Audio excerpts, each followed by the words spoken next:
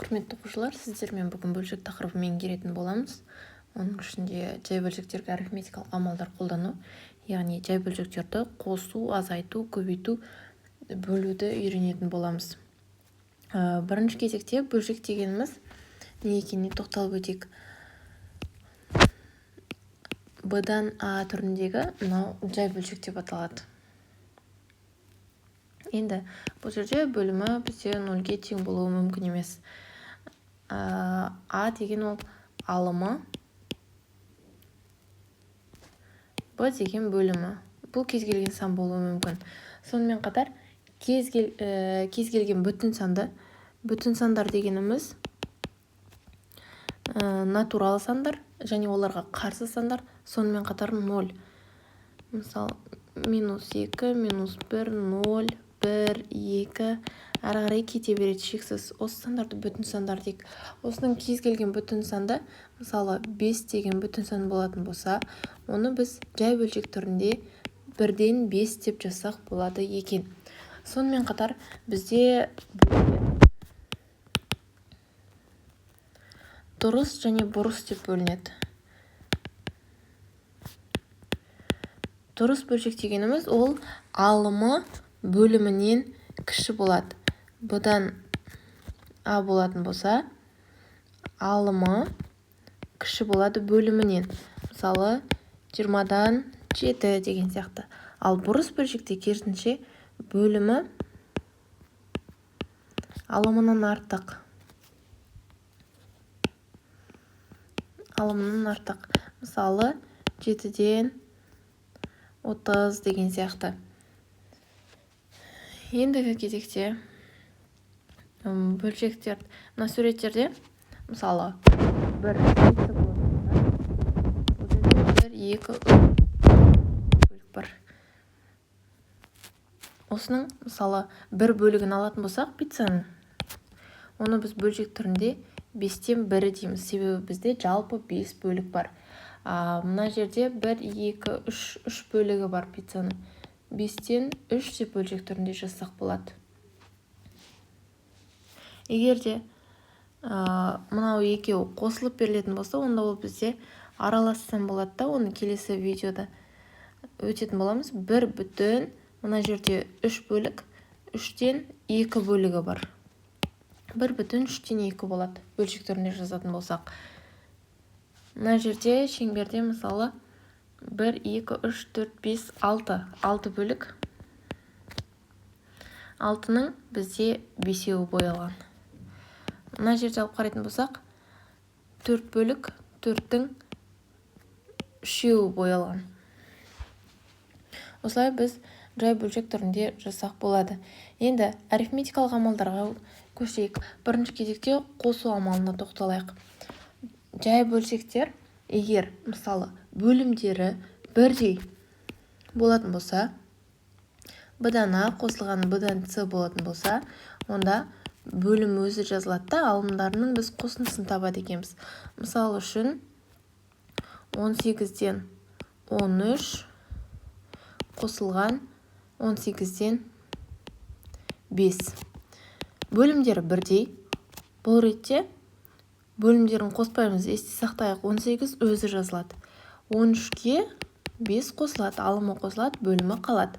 Сонда 18-ден 18. Бұл дегеніміз 18-ге бөлем деген сөз ғой. Бізде 1 деген жауап шығады.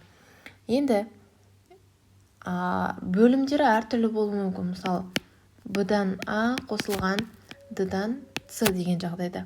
Ондай жағдайда біз ортақ бөлімге келтіру керекпіз. Бөлімі Б-ды көбейтіндісі болады да, А көбейту Б қосылған С көбейту Д. Алдыңғы сабақтағы ең кіші ортақ еселікті осы ретте қолдана аламыз біз. Мысалы келтірейік, 21-ден 5 дейік. Қосылған 49-дан 16. 21 мен біз осының ортақ бөлімін табу керек. Ортақ бөлімі деген ол ең кіші ортақ еселігі ғой. Ең кіші ортақ еселік 21 мен 49. Алдыңғы сабақты өткенбіз, қалай табылатын? Жай көбейткіштерге жіктейміз екі санды да. 21 3-ке бөлінеді. 7. 7-ге бөлеміз 1. 49. Бізде 7-ге бөлінеді. 7. 7-7-ге бөлінеді 1. Енді ең кіші ортақ еселігін тапқанда 21 мен 49-ның қайсысы үлкен? 49 ғой. Осының жай көбейткіштерінің барлығын көбейтіп аламыз. Одан кейін мына жердегі 7 бізде уже бар. 21-дің құрамындағы ол қажет емес. Ал 3 бізде жоқ. 3-ті тоже көбейтеді екенбіз. Сонда 49-ға 3-ті көбейтсек 147. Енді қарайық. 147 болады бізде қазір бөлімі. 21-ге біз нешені көбейтсек 147 шығады. 7-ні, иә? Ал 49-ға біз нешені көбейтсек 147 шығады. Демек, алымыда, бөліміде бөлшектің негізгі қасиеті бірдей санға көбейтуге болады. 21 толығырақ жазайын түсінікті болу үшін. 5 көбейту 7. 49 3-ке көбейтеміз, 16-ны да 3-ке көбейтеміз. Бөлшектің алымында бөлімде бірдей санға көбейттік. Мына жерде 147-ден 35 қосылған 147-ден 48. Енді мұнауымыз мына түрге келді, байқасаңыздар. Бөлімдер бірдей, ондай жағдайда бөлім өзі жазылады, ал алымдары қосылады. Сонда 147-ден біз 83 деген жауапты алады екенбіз. Енді азайту дәл осы ретпен орындалады. Бөлімдер бірдей болады. Бірінші жағдайда b-дан a азайтылған b-дан c. Бөлім өзі жазылады, алымдары азайтылады. Мысал үшін 49-дан 26 азайтылған 49-дан 5. Бөлім жазып қоямыз 49 деп. 26-дан 5-ті алады екенбіз. 21, 49. Бөлшектің алымында бөлімінде бірдей санға бөлуге болады. Яғни қысқарту деп айтамыз оны. 21-де 49-да бізде мысалы 7-ге бөлінеді ғой. Ең үлкен ортақ бөлгіші 7 екі санның. 7-ге бөлсек 3 шығады, 7-ге бөлсек 7 шығады. Сонда мына бөлшегіміз 7-ден 3-ке тең екен. Одан кейін екінші жағдай, бөлімдері әртүрлі болуы мүмкін. Мысалы, b-дан a, d-дан c десек, b-дан берем, b.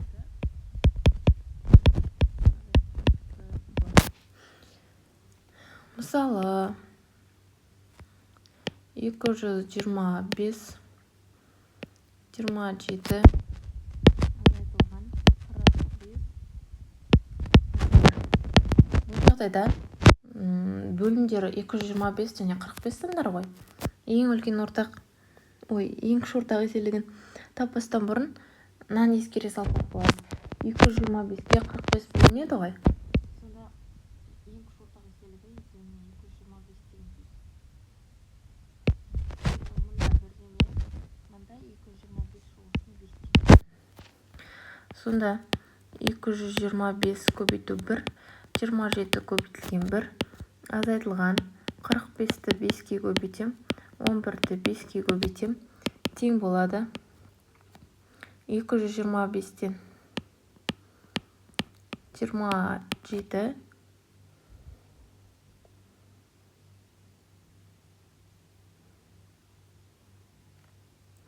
азайтылған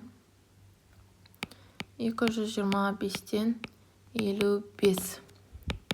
Енді 27-ден 55-ті азайтамын, а бөлімі өзі қалады.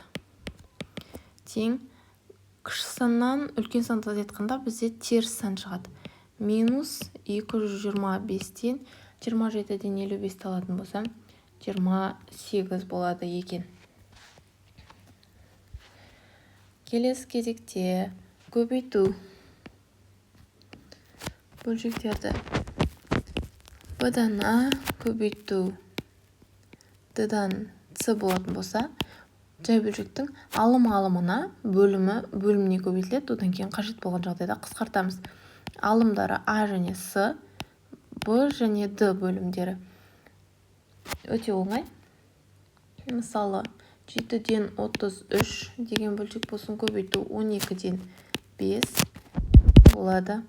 33 5-ке көбейтіледі, 7-ні 12-ге көбейтеді екенбіз. Сонда мына жерде 33 пен 12-ні біз қысқартсақ болады.